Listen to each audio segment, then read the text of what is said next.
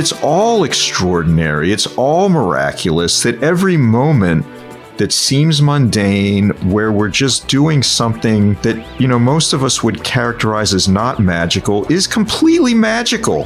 The whole of it. Salutations, listeners, and welcome back to Glitch Bottle, the podcast where we uncork the uncommon in magic, mysticism, and the generally misunderstood. I'm Alexander Eth, and today we are very excited to talk about the esotericism and gnosis of Buddhist Tantra with Greg Kaminsky.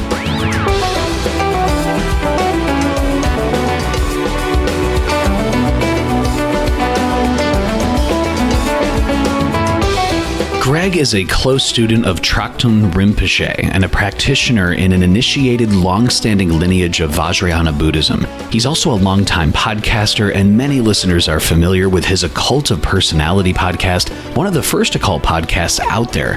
Greg is also a scholar of medieval studies and an explorer of mysteries who's intimately familiar with Western esotericism. In this podcast, Greg stops by to share about his book, Pronaos, Reflections on the Preliminary Practices of Buddhist Tantra from a Western Perspective. This book gives readers a perspective on the preliminary practices of Buddhist Tantra within Vajrayana, presenting the view and methods in a way that's accessible and applicable to modern Westerners, using examples and quotations from very familiar philosophical and esoteric traditions.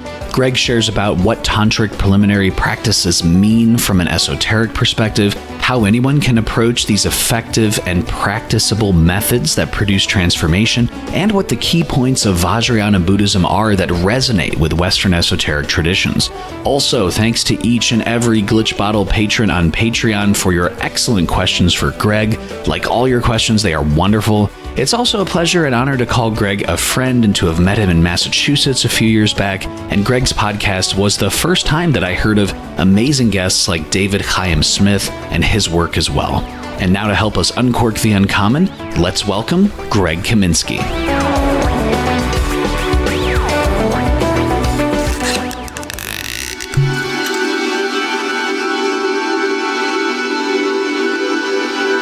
Greg Kaminsky, thank you so much for stopping on the Glitch Bottle podcast today. Thank you, Alexander. It's really great to be here. I'm so glad to join you on the Glitch Bottle, and thank you for the invitation. Can you share, Greg, with the listeners just some of the broad strokes of your background? How did you first become interested in esotericism and hidden mysteries in general? Yeah, it's a good question. Let's see, from a young age, I was always interested in the esoteric, whether it was, the origins of the universe or paranormal phenomenon or even, religious mysteries or things of that nature. And I never lost that interest. And even to this day, it's still pretty prominent.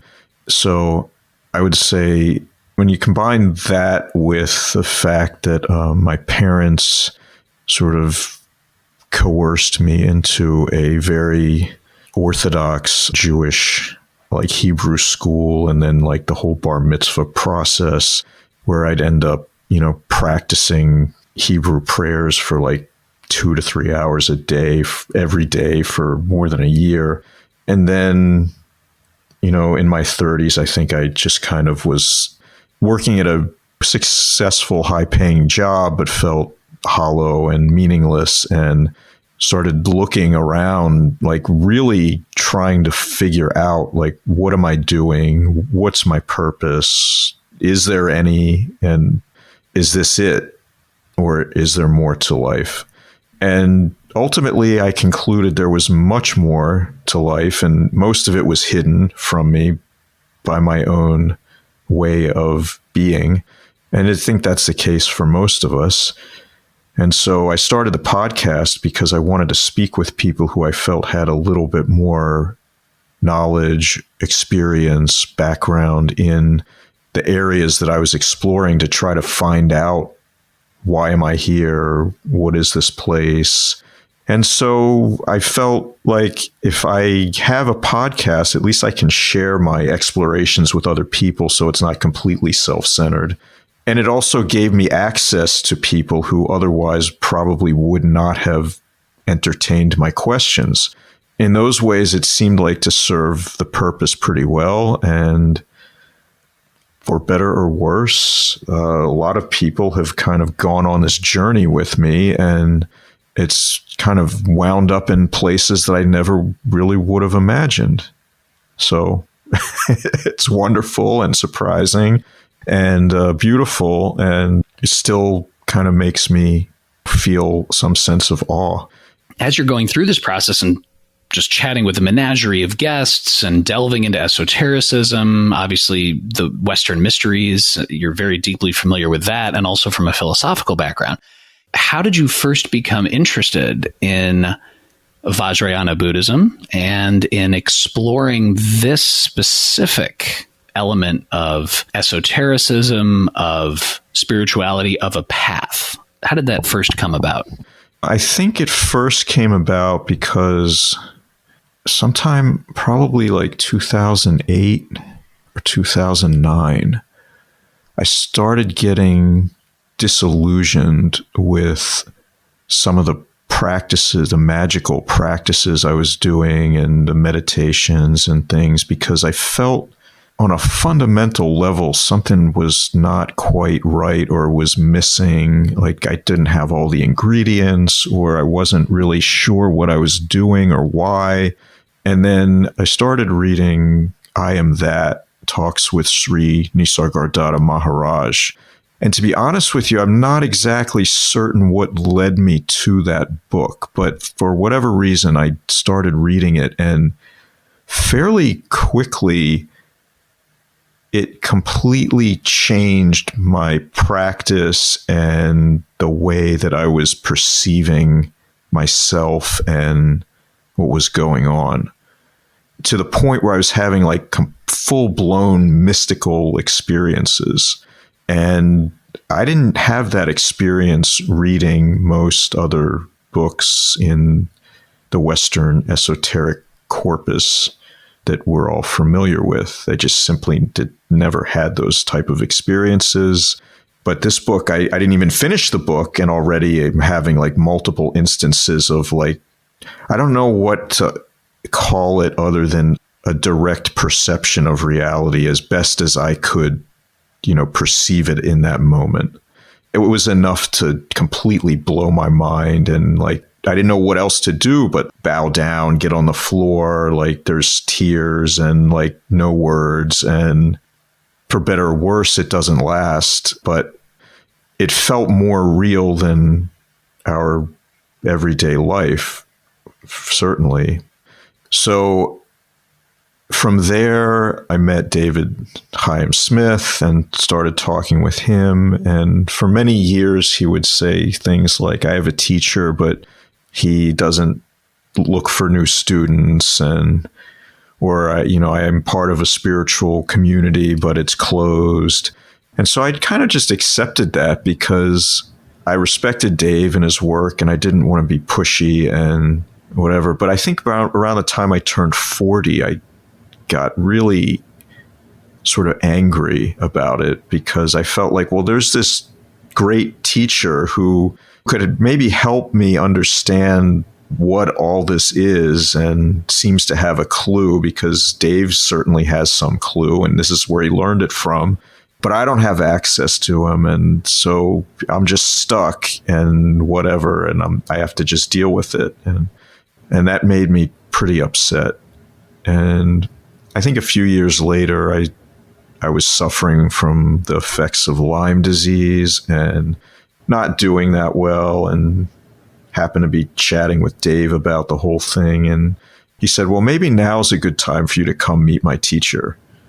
And I said, really? This is what it took? It took like me getting sick and like practically wanting to throw in the towel? And he's like, yeah, I guess that's what it took. I'm like, okay. So he set up me to go out there and meet his teacher. And I think within the first or second time I actually talked with him, I was like, this is it. This guy knows exactly what I'm looking for, and he understands it intimately. And he seems to be able to communicate it and teach methods about how to do it. So I just had a strong feeling that like this was what I should do. And he teaches Vajrayana, so that's why the interest in Vajrayana. But if he taught plumbing, then that would be the thing, because it's not so much about the methods. It's more about the fact that he is the result of the practice of those methods, and that the result of that is gnosis or enlightenment or stable non-dual awareness, or whatever words you want to use don't really truly illustrate what it is and what it looks like and acts like. But that's the whole reason, is because when you find a spiritual master and your whole existence revolves around ultimate questions of meaning, I mean, it seems silly then to not pursue it. So that's what I did. And it's been fascinating and interesting and difficult and wonderful. I think for people who are of that mindset, who have these ultimate questions and want them answered, then the spiritual path is appropriate. But for other people who don't have a burning desire to be a better person and to know the ultimate truth of reality, whatever it takes to know that, then it's not appropriate. And I would say you should avoid it at all costs. Absolutely. And to your point, Greg, Dave was one of the first people who I heard the term nonemanationism from. And I think in the Western esoteric tradition, we are, and I'm just saying we as just a very vague general collective, but there's a lot of correspondences. There's a lot of causation. There's a lot of this causes that, and subject and object and duality. And there needs to be a concretized reaction for every action. And what I found so amazing is when you were chatting with Dave and in the conversations on both of our podcasts that we've had with Dave, he was sharing this thing that I never heard before, which challenged the entire fundamental underpinnings of reality when it comes to the things that you heard Dave sharing, and also becoming a member of this Vajrayana lineage, this tradition. What is this view? What is nonemanationism? What are the key things that make this specific view and approach so unique and frankly radical in many ways? Yeah, it is really radical. Like, it's the most radical.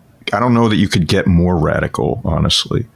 So within Vajrayana or Buddhist Tantra, what is the view of reality? Because that's what we're talking about, is a view of reality.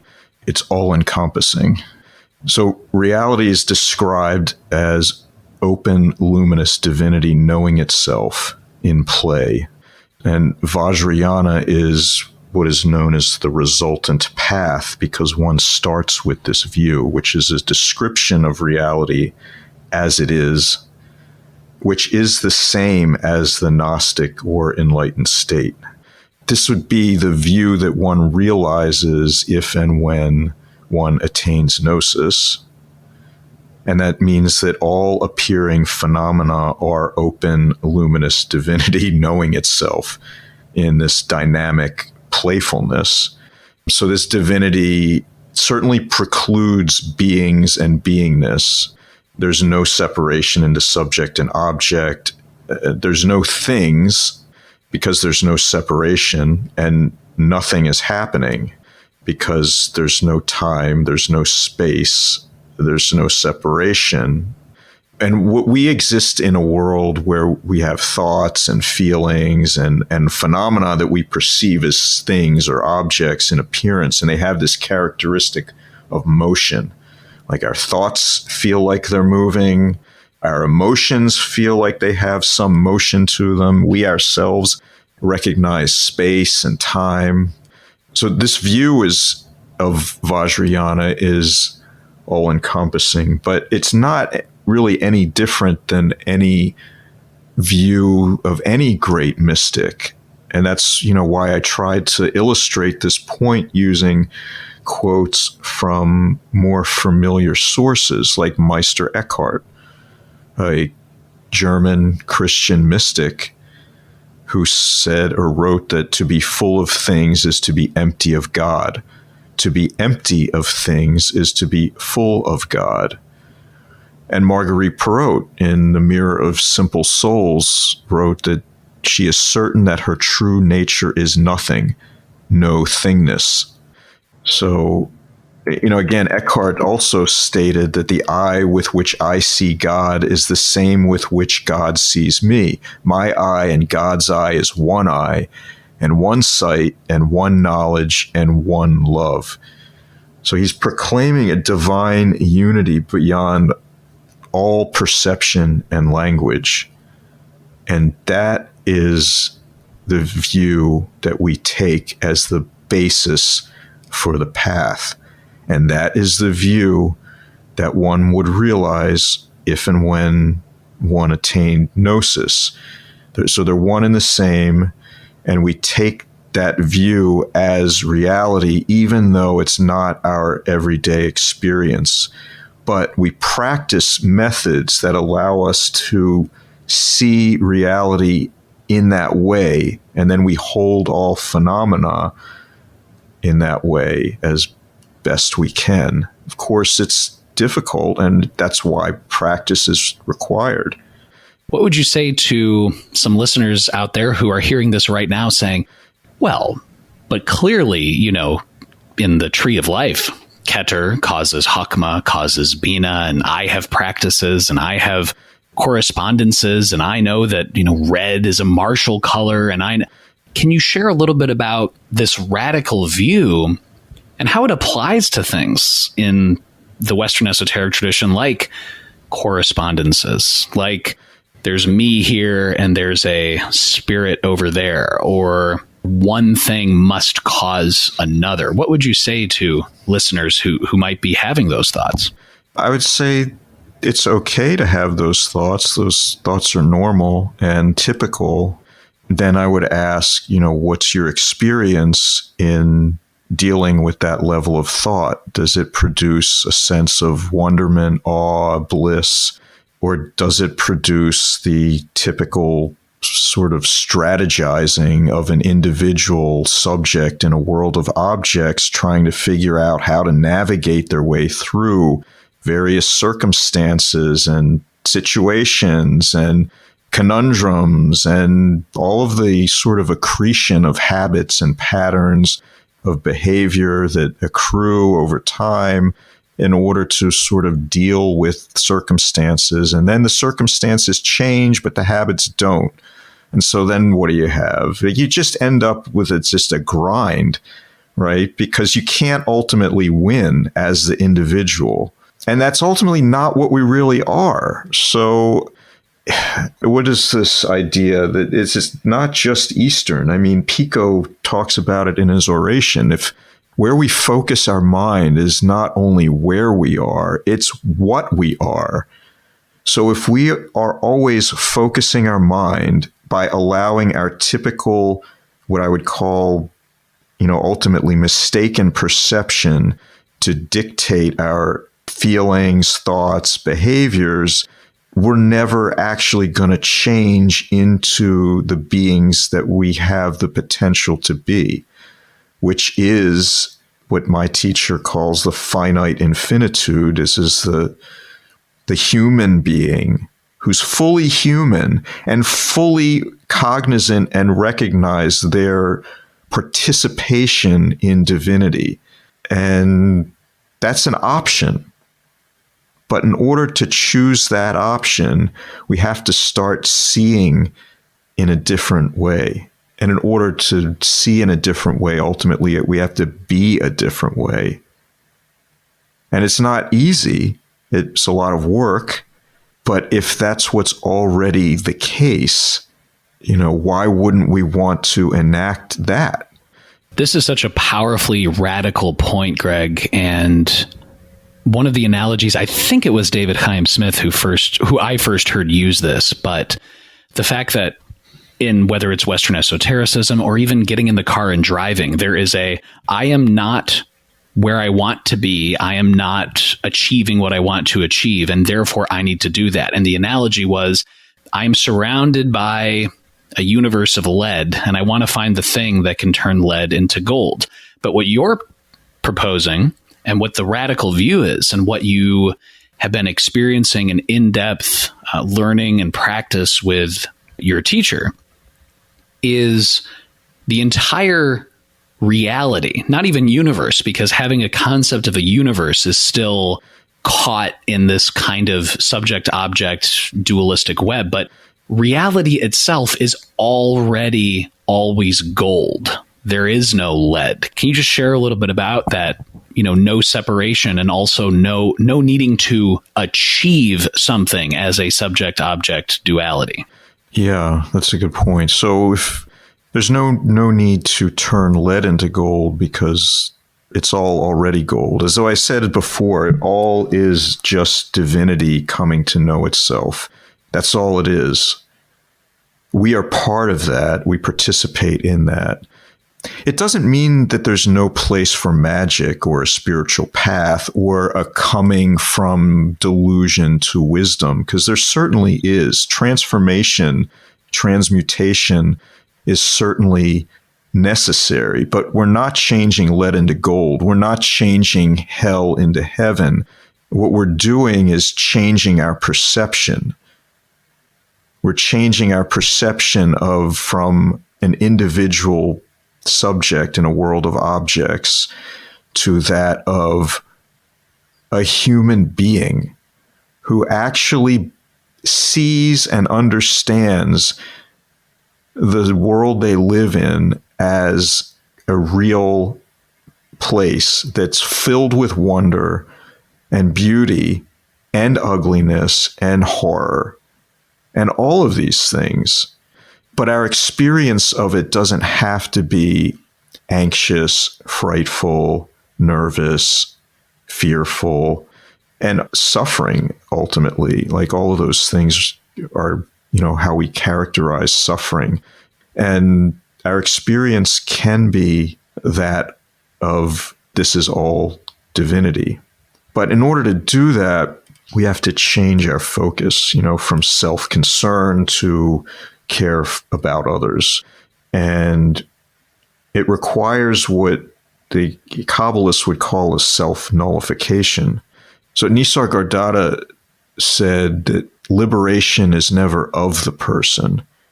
It's always from the person. What that means is if and when one attains gnosis, there's the immediate understanding that it's not me, Greg, that has attained gnosis. It's that, reality has recognized itself and seen that Greg is just a concept and not real in the way that he takes himself to be. As you've said, Greg, people might be listening thinking, well, this is Vajrayana Buddhism. This is from a completely different part of the world. I'm interested in Western esotericism. What you're saying is no. And in fact, in the book, as you've said, this is something that is integral to Western tributaries, Western traditions. It might just be presented in an Eckhartian perspective, or St. Francis of Assisi, for example, and Pico. Can you share a little bit more about that, about how integral it really is? Yeah, this is a crucial point, Alexander. Thank you for asking.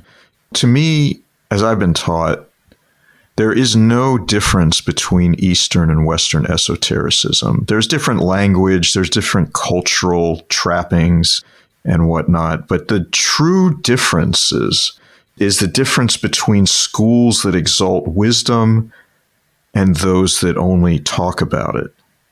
And this is a difficult area to get into, because I love Western esotericism, and I would love nothing more than to find gnosis within the Western esoteric traditions.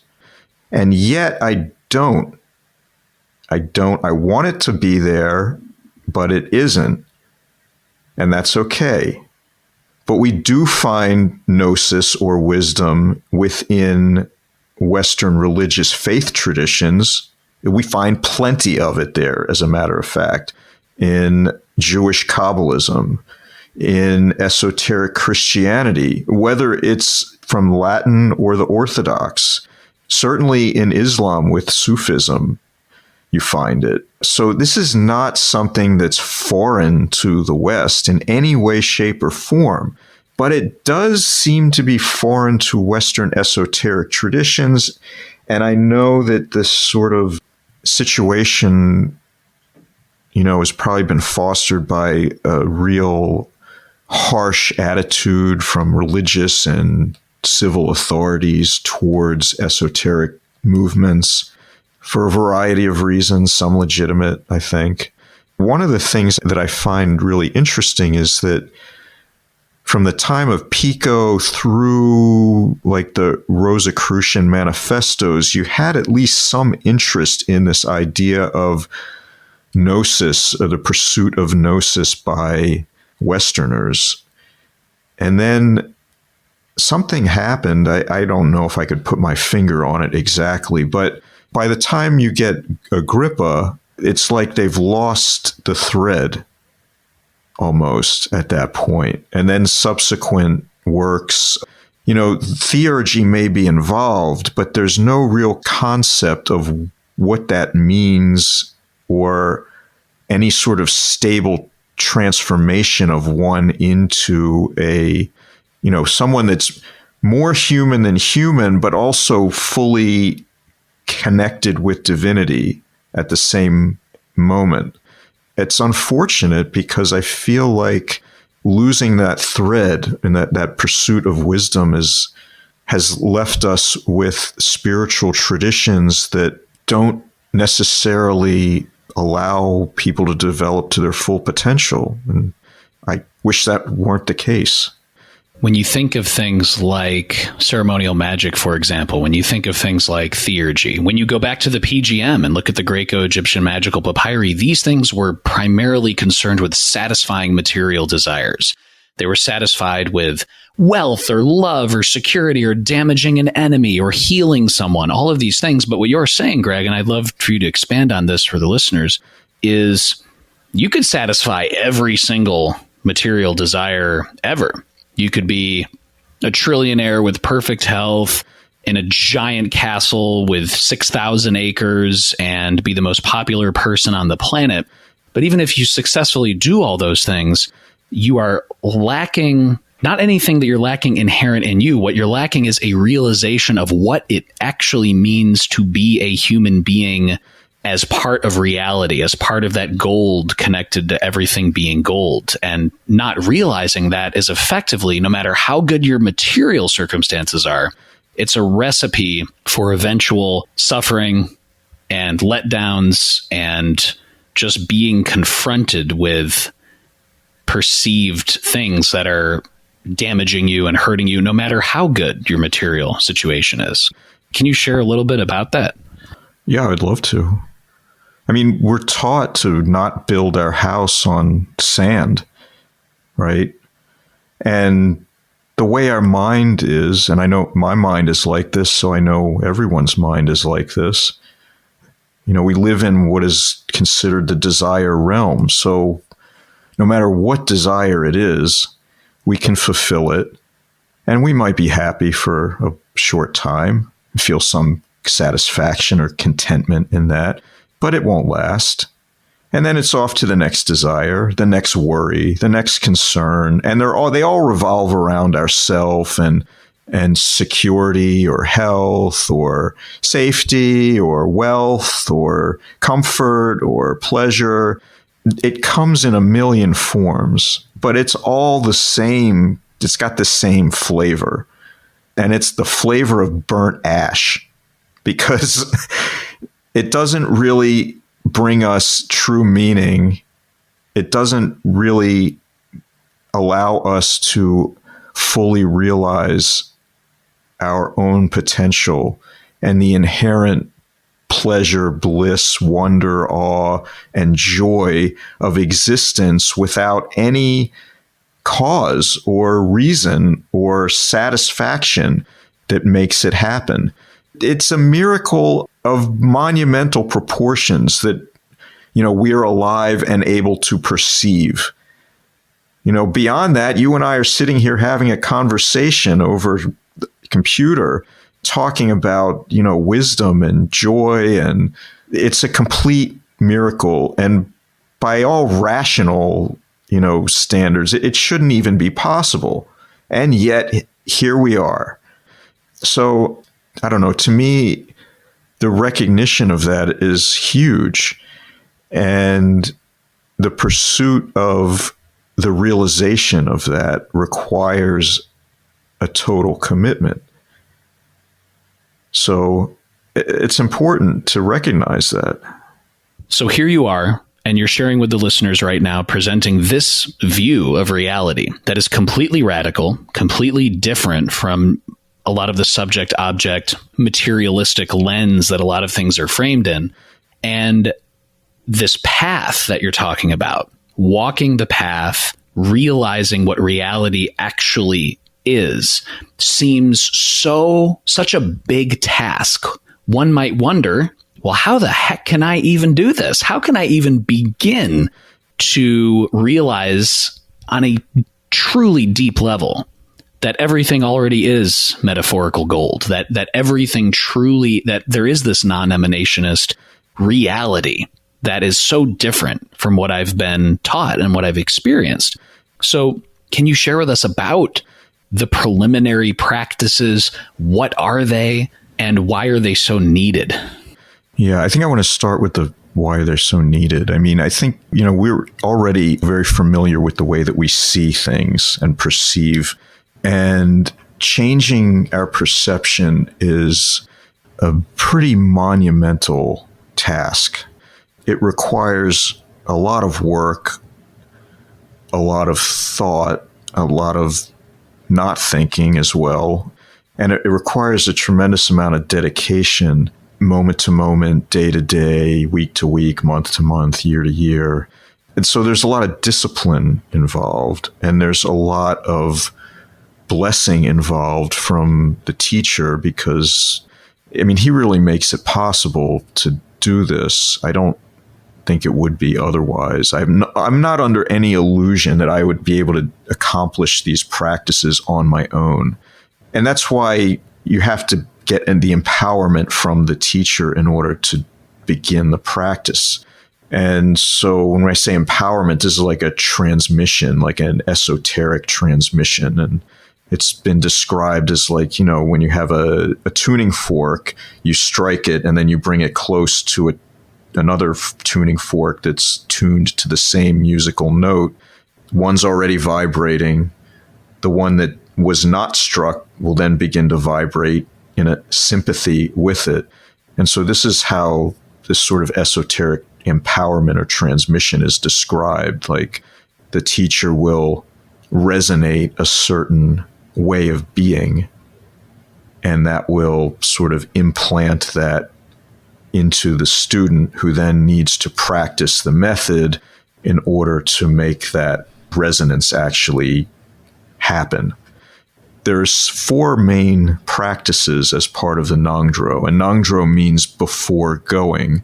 And so this is really preliminary to the major generation and completion practices of Vajrayana.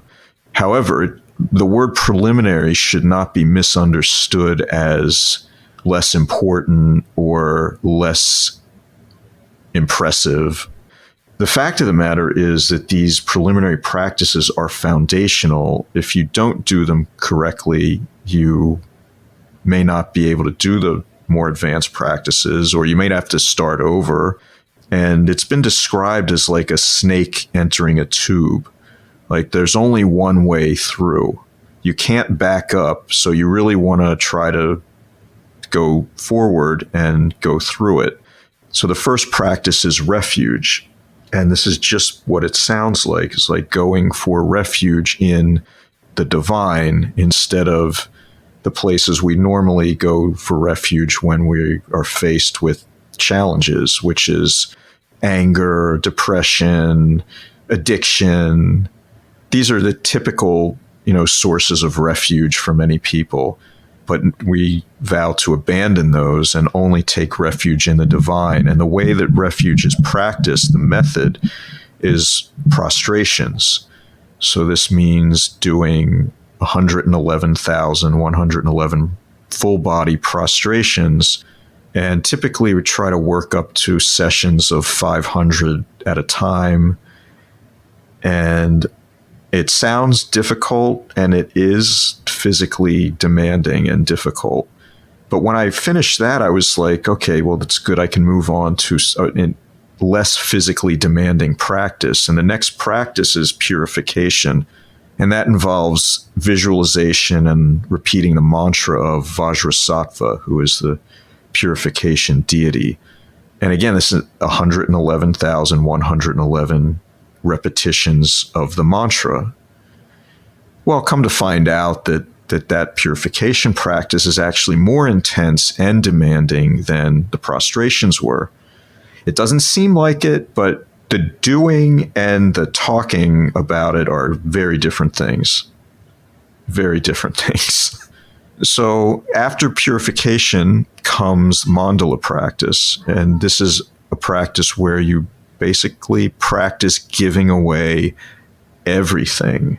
And by everything, I mean possessions, world, yourself, family, possessions, feelings, bodily sensations, pleasures, blisses, all of it.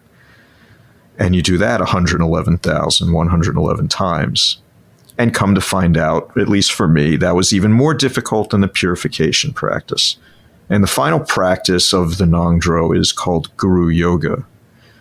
And this is basically a 6-day retreat where you do a certain visualizations, mantra repetitions, and other practices. Again, the mantra is repeated 111,111 times. It's a very intense retreat where you're basically doing practice the whole time, except for, when you eat, go to the bathroom, or sleep. And the idea is that if you've done all the practices properly to that point, you will be able to, for a moment or moments, experience gnosis or become that. And it's shocking because it's not really what you might expect it to be. And coming out of the Guru Yoga retreat, the blatantly obvious fact is that you've only just begun, and that all the work that you think you did was really just like the starting point. Because if that's what gnosis is, then it demands everything. So that is the overview of Nongdro.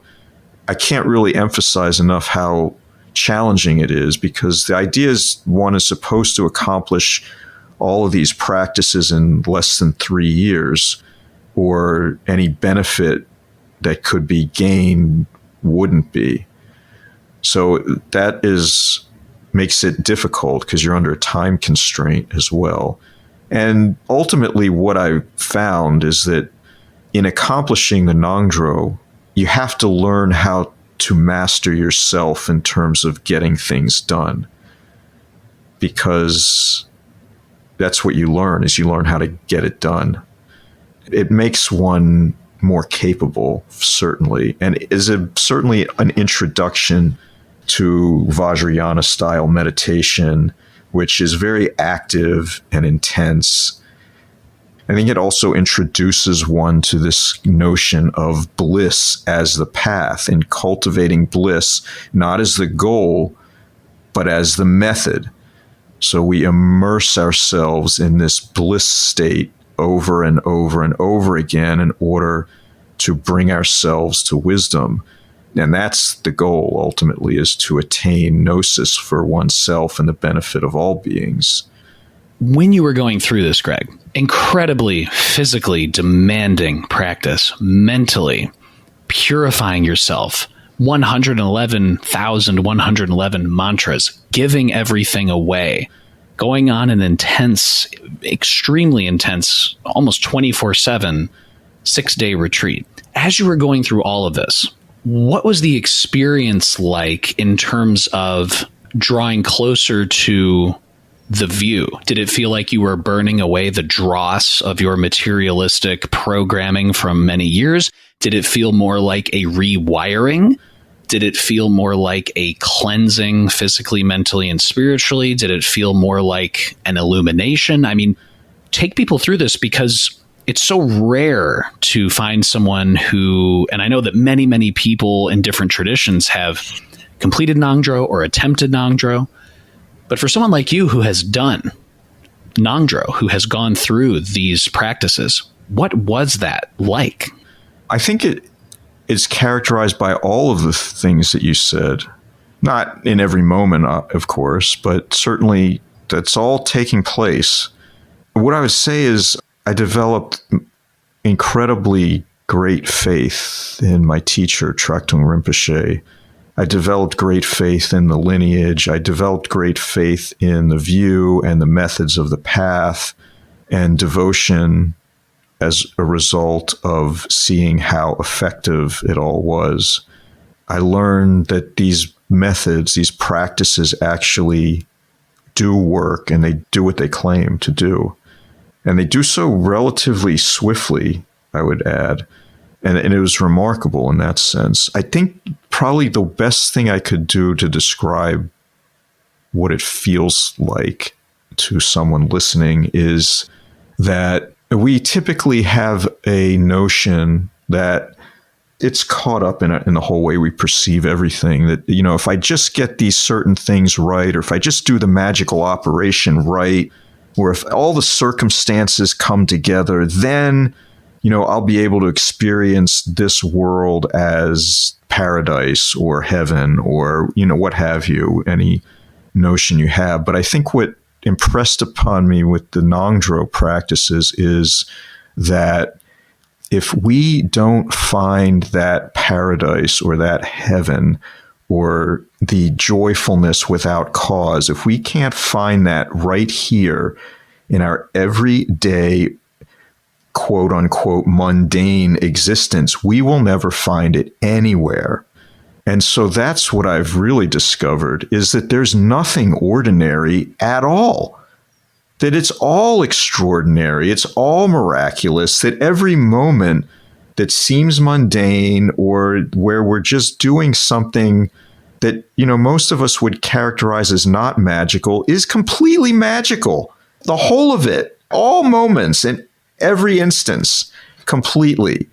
And so that is the overwhelming feeling that I get from the Nongdro practices. It's not sudden illumination or lights or feelings of great bliss. I mean, those all do happen, but the main thing is that what seems ordinary is in no way ordinary at all, and never was.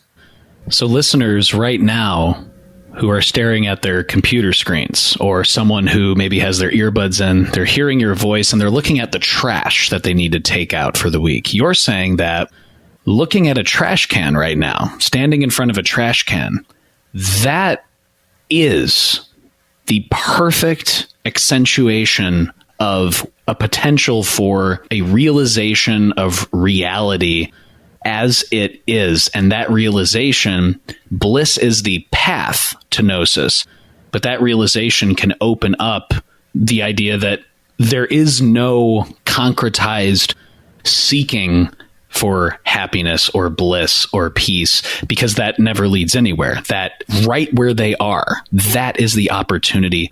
That is the perfect palace, if you will, for practicing and realizing this reality. Yes, and it still requires all the work. Yeah, I mean, that moment is still right there. It's still divine in all its fullness, but you can't actually authentically perceive it that way without doing all of the work, without becoming virtuous, without wanting to be a good person and become better, and then doing all the things that are required to do that. Only then would one actually be able to perceive it as it truly is. At least that's been my experience. That's what I've been taught. I mean, I've tested this out again and again. I do it every day, and it seems like it's pretty reliable. So, Greg, in your book, do you walk readers through the stages of Ngondro and, as you mentioned, connect things to Western thinkers, Western ideas? Do you go in depth in terms of giving readers the ability, if they wanted to pursue this or understand what it's about, that they could engage in that? Or can you just share with us, what can readers expect?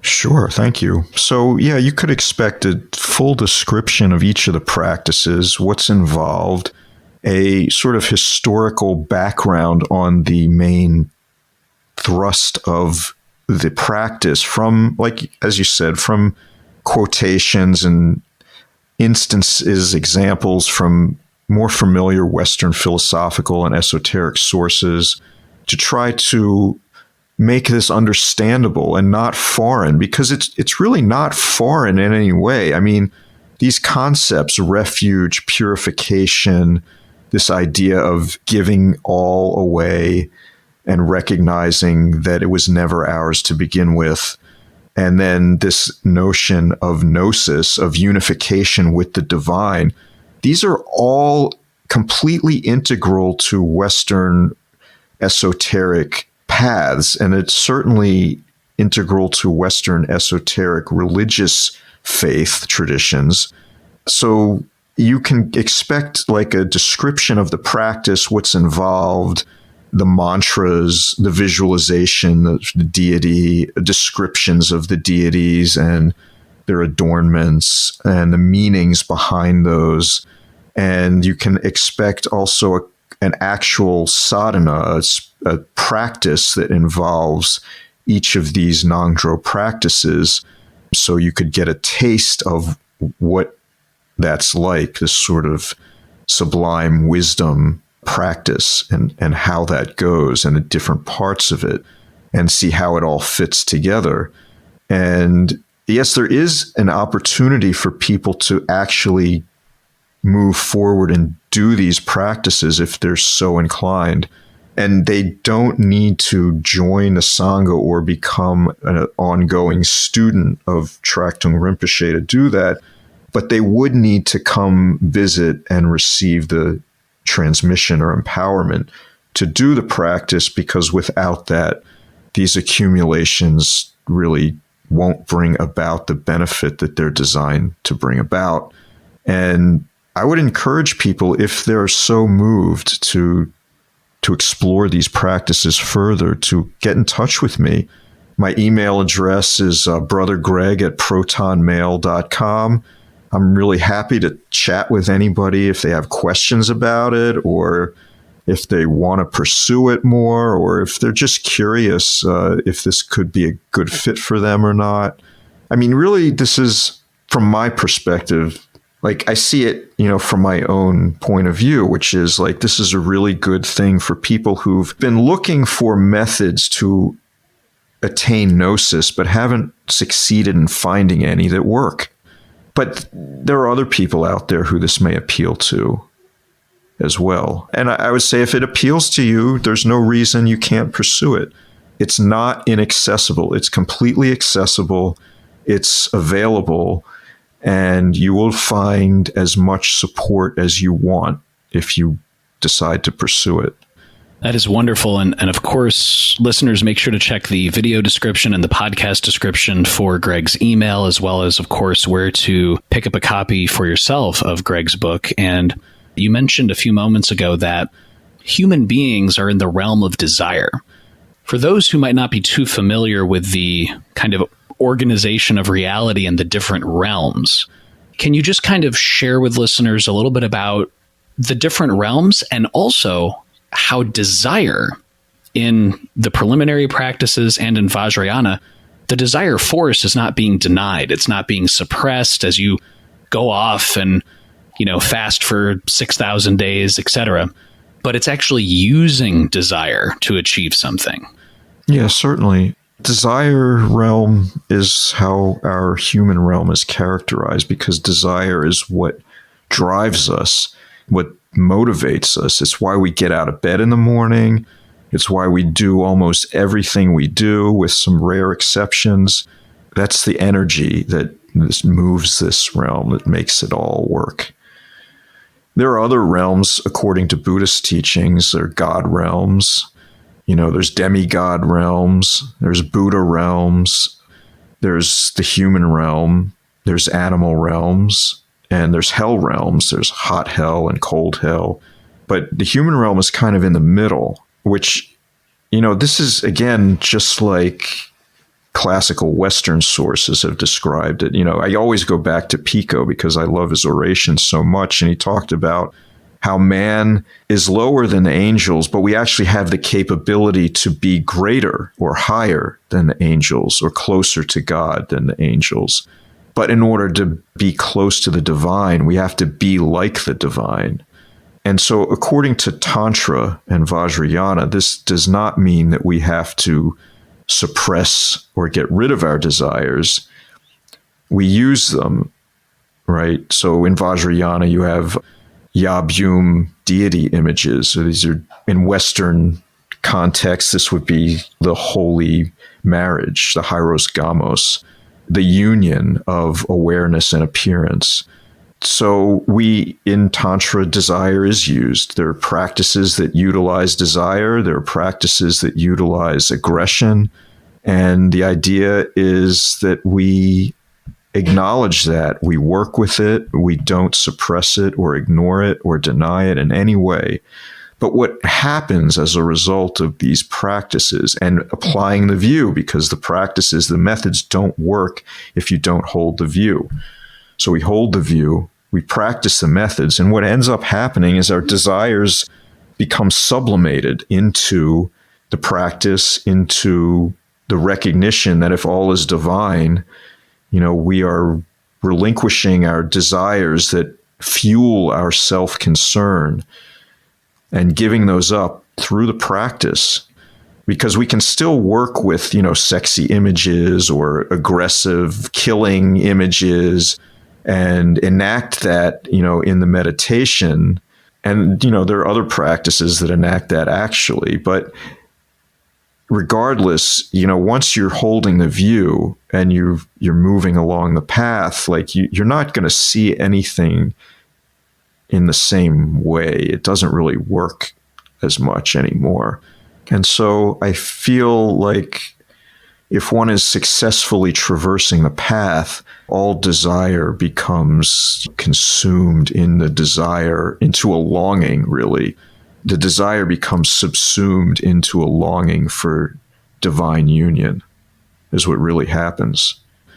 Greg, too, in the book, you mention as it's very important to connect this to Western esotericism, but also Western thinkers, as you mentioned, Pico and Eckhart. And I think this flows well with a listener question we have for you, Greg, from Dan. And Dan is asking and saying, esoteric Buddhist cosmology describes tons of beings, such as the numerous manifestations of bodhisattvas that don't seem to have any clear parallels in European and other occult traditions. So Dan's asking, Greg, as someone well-versed in both traditions, how does Greg explain these differences, and are there more similarities that might appear to a casual observer? That's a good question. I mean, I feel like on some level that with the Eastern religious faith traditions, especially when you get into esoteric aspects of them, my sense is, so this is somewhat speculation, but it's just, you've had many more practitioners spending many more hours on this type of material, on these type of practices. So it makes sense that you might have more beings that have been met or experienced or seen or been communicated with as a result, because it's simply more time, more people doing more activity. But then if I think about the Western traditions, like it's replete with angels and a vast array of other types of non-human, non-animal beings from mythological creatures to elementals to planetary spirits to the vast array of demons and other beings that you might find in goetic systems. I don't think you could do like a one-to-one, like how many of this versus how many of that. But I do feel like if we expand our awareness of ourselves, of nature, of our environment, of the context in which we live, we can all become aware of subtle beings that are participating in this reality with us. I mean, if we take ourselves to be real, and we all do, then these other beings are just as real, maybe more so than we are. It wouldn't be a bad thing to be aware of that and to recognize that we're not alone and that some of these beings will help us and some will harm us. And one of the things you mentioned is if people are really interested, they can definitely email you. That getting an empowerment from someone is very, very important. Someone who is, part of a legitimate lineage who can offer that empowerment. And I think this leads to Dan's second question, which is Dan's saying, how might practitioners of non-Buddhist paths work with beings from the Buddhist cosmos, for example, to cultivate greater compassion while being respectful to their source traditions? Yeah, that's a great question. And I think there are. The answer is yes. So there are practices and certain deities in Tibetan Buddhism, Vajrayana, that do not require an empowerment to do the practice, and one can do the practice and actually do it without any sort of empowerment, and those would be great practices. I mean, Chenrezig comes to mind, especially if you're talking about compassion, like the Buddha of compassion, and that's a practice that one could do. Visualize the deity, Chenrezig, and say his mantra, Om Mani Padme Hung. That is a practice that certainly would be beneficial. There's probably others like Tara, like green Tara comes to mind specifically. So yes, I think the answer is yes. But I think any deity that requires an empowerment, I don't think would be a good idea to practice without the empowerment. And I definitely would not be doing any protector style practices because, even someone who has empowerment, those can be a little intimidating, frightening, and it would not be a great idea, in my opinion. We do have a listener question for you to that point, Greg, from Tanner, who's asking, can one simultaneously initiate into an Eastern Buddhism and Western Golden Dawn mystery school, or should one have mastered or achieved a high degree of cumulative experience in the first place before stepping into another school? That's an interesting question.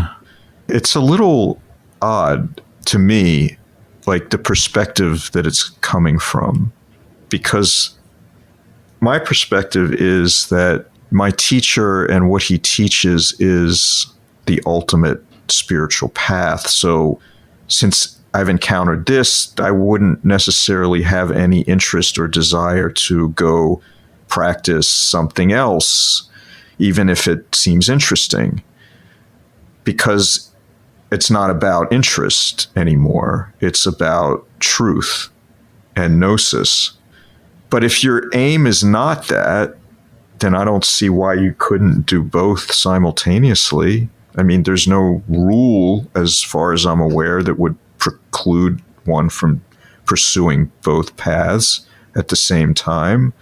I mean, I would question why one would want to do things that aren't seemingly congruent, but that's just me. And I can appreciate that there are others who would find it beneficial to do that. So I think it really depends on why you're doing it and what you're seeking. And that would dictate what you do.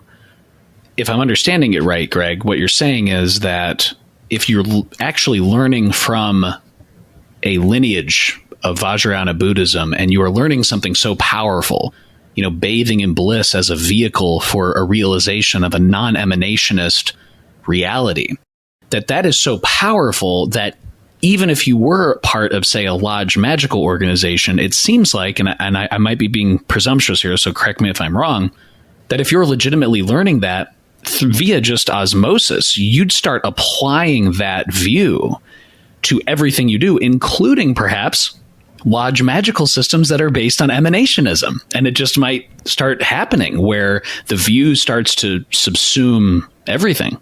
Yeah, I mean, that certainly would be an issue, I would think, or at least something to be aware of. But there's another aspect to it, which is the pursuit of gnosis and a spiritual path that actually could result in that is so demanding that I can't imagine you'd have the time for anything else. And if you did have the time for anything else, then I'd have to question whether or not your spiritual path was actually capable of delivering what it was promising. Because the path as I'm experiencing it does not allow time or energy for joining the Golden Dawn. Like, even if I wanted to and I found merit and benefit from it, I don't have the time or the energy to do it, because this is taking up all my time, all my energy, all my focus. There's nothing really left at the end of the day. That actually, Greg, leads to another question for you from Tanner, who says, there are many sects and divisions of Buddhism. How do I know which one is right for me to commit to? Tanner's asking, Greg, how and or why did you choose Vajrayana rather than Mantrayana, Guhyamantrayana, Tantrayana, etc.? I could be mistaken, but Vajrayana includes several of the yanas, which are some of the ones he mentioned in his question. And I didn't choose Vajrayana. I chose my teacher, and that's what he teaches. So again, if he taught plumbing, I'd be talking to you about plumbing. Probably less interesting, but yeah, it's not really about so much as what he teaches as about what he is and how he became what he is. And if the method's Vajrayana and that's what he's teaching, then that's what I'm going to do. But if he taught plumbing and that was the method to get to gnosis, then that's what I do. So, yeah, I don't know. And in terms of how another person would know what lineage or what path of Buddhism is right, boy, I really don't know how to tell you on that, because I didn't choose it. And so I couldn't tell you how to do it.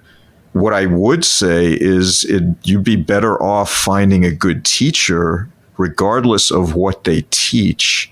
Like, if you're looking to learn about the spiritual path, if you want to learn the truth of reality, my advice would be not to go with your preference and then seek a teacher in a specific school or lineage, but rather to find the best teacher you can, whatever they teach, and then just go with that. That's what I did. I think it worked for me, and I would say it might work for you. In addition to your book, Greg, we also have a question for you from Jenica. And Jenica is asking, does Greg have any other source or book recommendations to understand the magical systems of Vajrayana Buddhism, and if it can theoretically apply to many other divinities outside of the Buddhist pantheon? That's a good question. I mean, I would say all of the books by Tractung Kepa, or Tractung Rinpoche, my teacher, would be great books. They're not really specifically Buddhist, although there are certainly Buddhist aspects that he writes about. But I mean, one who has gone beyond birth and death to complete wisdom is not one that you're really going to be able to understand. And so we get writings that illustrate the state of that, but it doesn't really apply directly to you and your own life until you begin to transform into that, or at least, start the process. So those books I think are good, because I mean, honestly, what I'd like to say in answer to the question is really you should try to read books that will help you understand what gnosis actually is, what it sounds like, what it acts like, what it says. what it's telling you about yourself and your life. And that, I think, is more important than teachings on deities that could be applicable to other traditions. To me, it's more worthwhile to read about what is gnosis and how do I get that, because that's all this is really about. And then once one attains that, then you can worry about the magic and the working with the different deities and how to do different things across traditions, because I think at that point it becomes obvious, like there wouldn't even be any question. We do have another question from Kevin Carlo for you, and Kevin is asking, most of my knowledge of this path is based on the naughty section of 1990s bookstores. Are there any resources that I could use to get more educated? What are Greg's feelings on the books that set the common perception, like Magic and Mystery in Tibet? I don't know. Those books aren't bad, and they're certainly interesting, but they can't really give you a great understanding of what's going on. I mean, I think aside from, again, the books of my teacher, which I think are really the best direct introduction to what is going on that you could possibly have, there's other books like writings by Herbert Gunther on Vajrayana Buddhism, because he is a German phenomenologist, and he's also a Vajrayana, or was a Vajrayana practitioner. So he has a way of describing things that isn't from a non-human centric point of view. So it might be beneficial. Like in the book, I quote him when I'm talking about phenomenology as a different way to look at this. And he describes reality as a hollow movement, HOLO, like as a whole, holistic movement. And it's characterized by lighting up. And this is really exactly our non-human, non-individual description, really, of what's happening when we perceive reality. Is like there is a lighting up going on where we are noticing light and other phenomena, but the lighting up still characterizes it. So the way he writes, I mean, I think can be beneficial, but it's super dry and really difficult and not engaging on an emotional level that the writings of a spiritual master like Tractung Rinpoche, I mean, you're going to get like the full blown, like, you know, more human than human, more divine than divine. It's like it's everything turned up to 11. And that is a much more true, authentic, genuine portrayal of gnosis than anything that you're going to find in almost any other book. I think the books by Thinley Norbu Rinpoche are definitely really good. White Sail is a great one. Magic Dance is another great one. He has other books that are more technical, but you know, those are really wonderful books. And Thinley Norbu Rinpoche was my teacher's guru, and certainly we have great affection for his writings as well. We have another listener question for you from Jenica, who's saying, I'm not sure if this is a question as much as it is a discussion point. I'm currently taking Jason Miller's Sorcery of Hecate, and his course actually applies Buddhist mandala tech to Hecate's system. I did remember someone saying this is what Vajrayana Buddhism does, and Jason is basically applying that system to Hecate's sorcery. I thought it was fascinating to apply this idea of Buddhist sorcery / tech. Yeah, that's a really interesting comment. And yeah, I think that's very perceptive. Vajrayana has a million different methods, a lot of them magical, shamanistic, various other methods. So I think the thing is, it's easy to apply the method, but my question in response is like, yes, I think this is fascinating. I'd love to talk more about it, but is he applying the view at the same time? That's what I'm wondering, because certainly these techniques work, but in my experience, they work differently when you apply the view and use them. But that's my experience, and others might be different. You know, I'm curious about this mandala practice with Hecate. Like, is it similar to the Ngondro mandala practice of of giving it all away, or is it something different?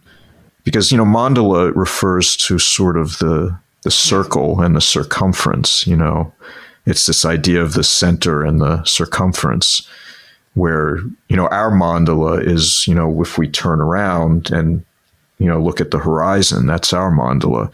So there can be different aspects or ways to apply these things too, which is also interesting. So thank you, Jonica. Great point.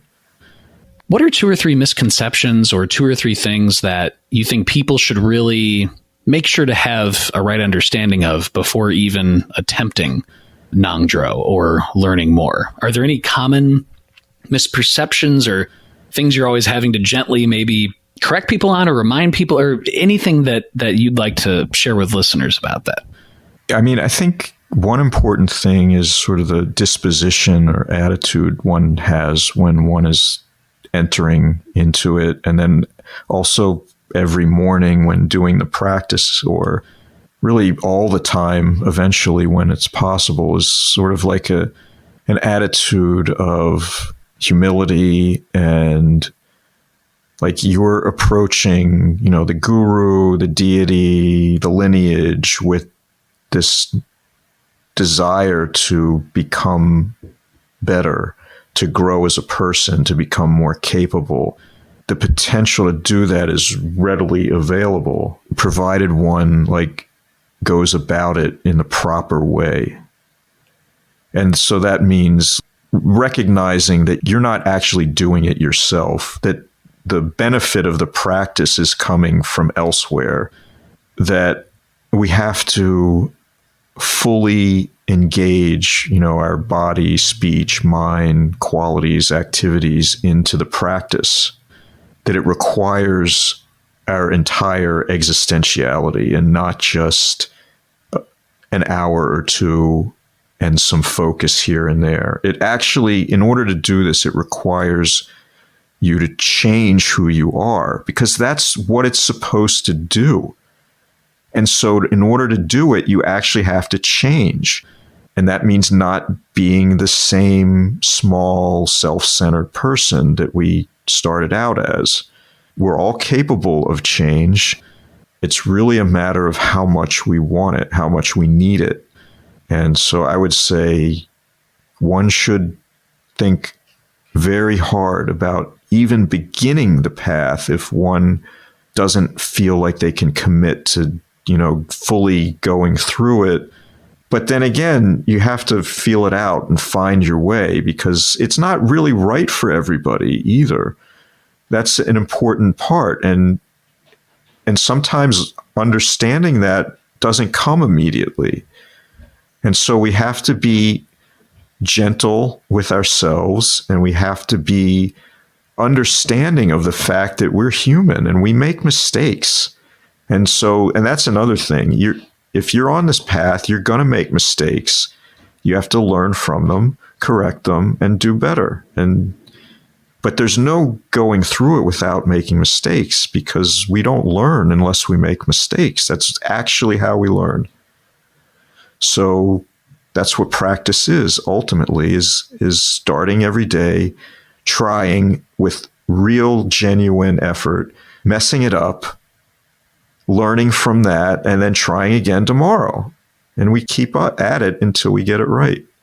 It sounds like what you're saying, Greg, is everyone's on a unique path. And if you take 1,000 people starting at the exact same time going through Nongdro, these preliminary practices of Vajrayana Buddhism, that it's the felt presence of direct experience, it's going through it that really teaches the lessons. Absolutely. It's really going through it. And going through it doesn't just mean that, those moments of doing the practice. It's all those other moments where your experience of the practice and your holding the view bumps up against the way you normally are. And then there's that friction. And then if you choose the view and the practice and go with that, you get a different result than if you go with the way you typically are. This is from a teaching given hundreds of years ago called One Ground, Two Paths, Two Results. So the one ground is the ground of all being, of reality itself. And one path leads to wisdom, and one path leads to suffering. When you're doing the practice, if you just did the practice and said, I'm done with my prostrations for the day, now I'm going to go watch streaming TV and eat a cheeseburger, what you're saying is you potentially could do those things, but there should not be a separation of I am practicing versus I am not practicing. That if you're staring at our proverbial trash can, that literally, and here's where the hard language comes in, that literally is simply luminous bliss and a pure radiancy that penetrates any perception that you could have of a trash can, and it overtakes everything. And that is not only in that moment or when you're practicing, ideally for people who have become realized and who have gone through the path, every single moment, every single second is soaked in this radiant bliss, this luminosity. Yeah, I mean, that's really all it is this open luminosity. That's what it is. There isn't anything else.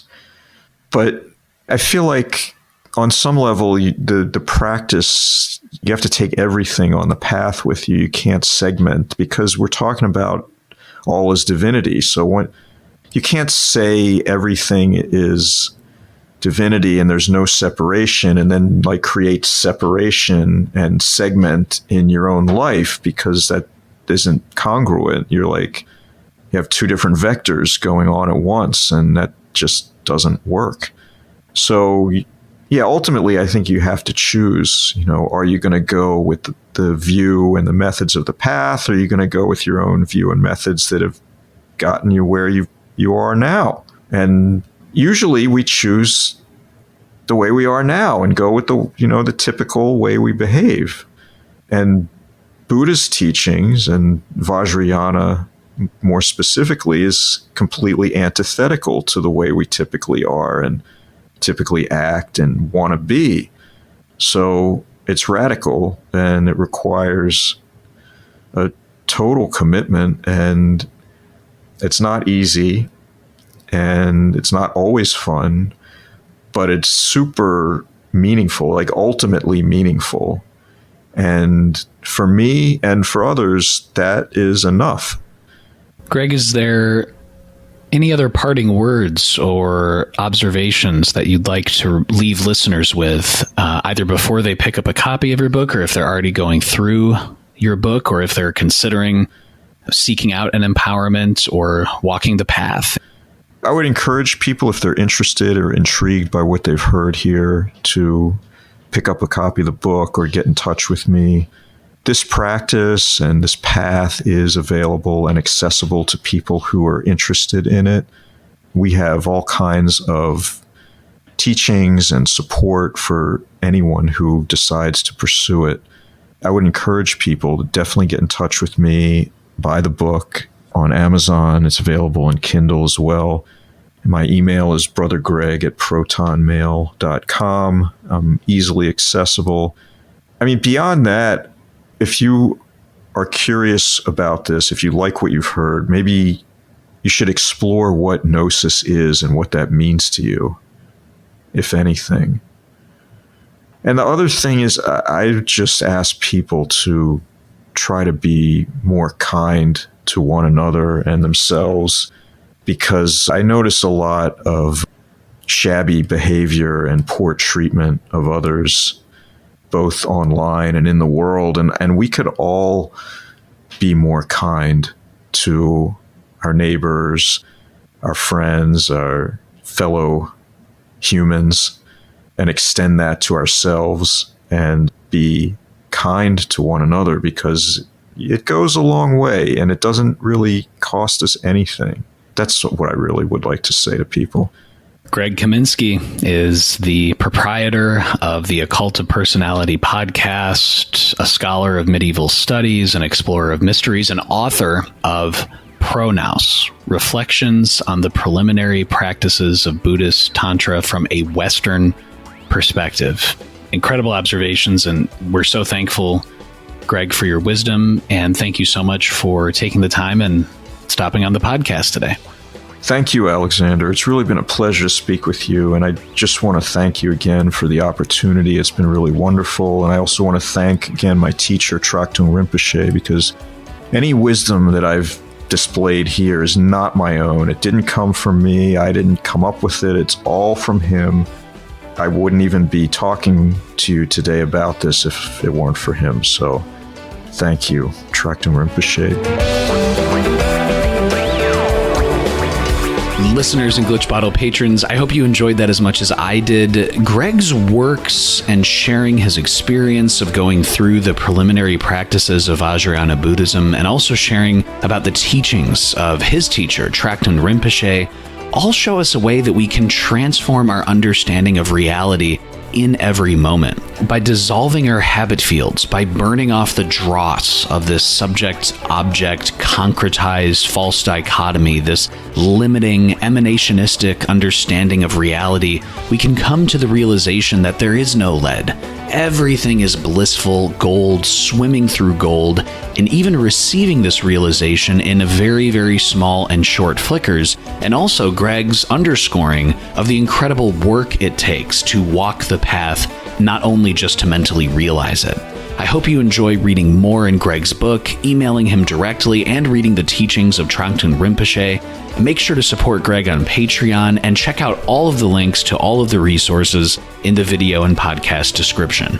Also, as always, thanks to each and every Glitch Bottle patron on Patreon. Your questions were wonderful as usual, and if you'd like to support the Glitch Bottle podcast with exclusive perks, check out patreon.com/glitchbottle. And as always, you can subscribe to Glitch Bottle on YouTube, Apple Podcasts, Spotify, Spreaker.com, and Stitcher Radio. As always, this is Alexander F. reminding you to invoke often, uncork the uncommon, and keep the light.